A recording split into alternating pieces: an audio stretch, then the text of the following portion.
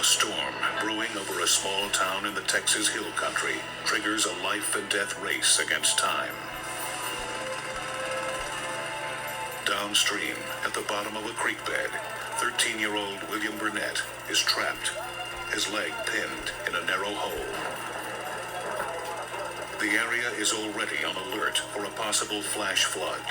If the rain comes, William could drown, and rescuers may be forced to take drastic measures.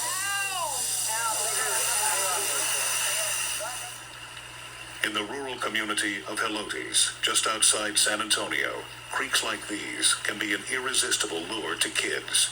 But beneath these waters lies a hidden danger. A company quarrying for limestone has drilled test holes 7 inches across and 200 feet deep in the creek bed. Rain has filled the creek with water, camouflaging the holes that lie underneath. On a Sunday afternoon, while wading in the creek, William accidentally steps into one of the holes. It was like a bathtub. It was siphoning water and just, swirling down. So when William went out there was a big whirlpool in the creek. As William slips, a rock falls into the hole along with his foot, wedging his leg tight. When William's father, Guy Burnett, learns of his son's accident, he knows he needs to get some pumps and drills to the scene. I just realized we had to stop the water and dig a hole next to him and break him loose. He calls on a friend, contractor Rick Redout, for help. Yeah, with jackhammers? Yeah. I can have it down there in a few minutes. Redout's construction company, with its supply of jackhammers and air compressors, is only 150 yards from the creek. They tried pulling on him, working with his leg, trying everything they could to get him free. And we brought in some rock equipment to bust the rock around his leg to get down and get his leg free. But it will still be a delicate operation. The clap of thunder in the distance adds to the pressure. Time is critical.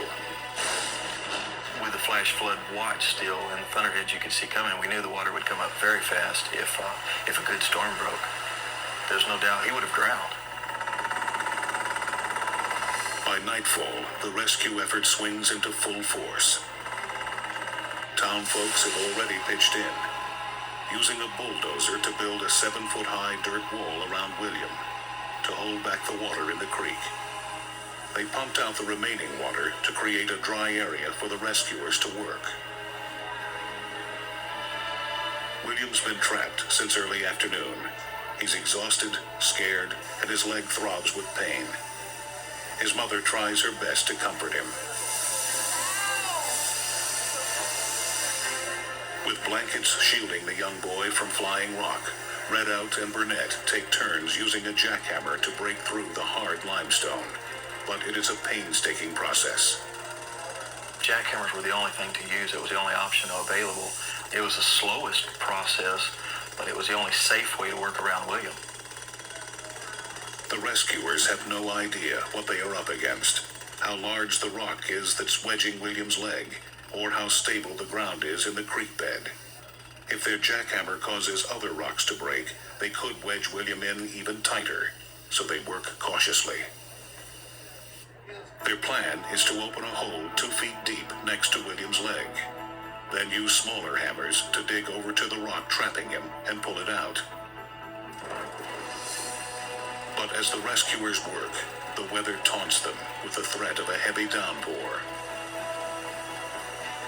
Dr. Donald Gordon, the Director of Emergency Medical Services for Bexar County, is called to the scene to monitor William's condition. The temperature is dropping, and there's a risk of hypothermia. While paramedics keep a worried eye on William, the impending storm causes Dr. Gordon great concern. It was threatening. It was black. It was ominous. It was scary. We didn't know whether the storm was going to hit us or go over us. At any moment, Dr. Gordon could face one of the most difficult decisions of his career. If the storm hits, he may have to amputate William's leg to save him from drowning. I felt a great deal of weight on my shoulders, and I was just praying like all get out that we could widen the hole and get him out before I had to make a go or no-go decision. It was a very tense situation. It's an alternative William's father refuses to consider. I mean, I knew that was the plan. I did not ever consider that it was going to happen. We'd work double fast or double hard. As the ordeal stretches into its 7th hour, the pressure continues to mount, but the rescuers must proceed cautiously. If the jackhammer gets too close, it could injure William's leg.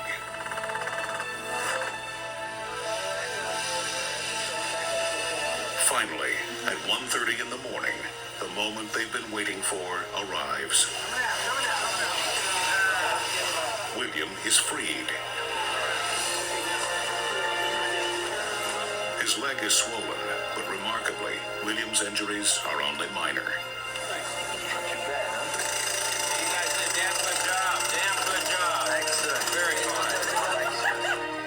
Rescued from the hole that trapped him, William and the town can at last breathe a sigh of relief. How do you feel about I this? feel great. I'm glad he's out. It was like an adrenaline rush, that he was safe, that it was over, nobody got hurt, and we were tired. My people stood by him, the whole community stood by him, and it was just a wonderful feeling to get him loose. I shed a few tears.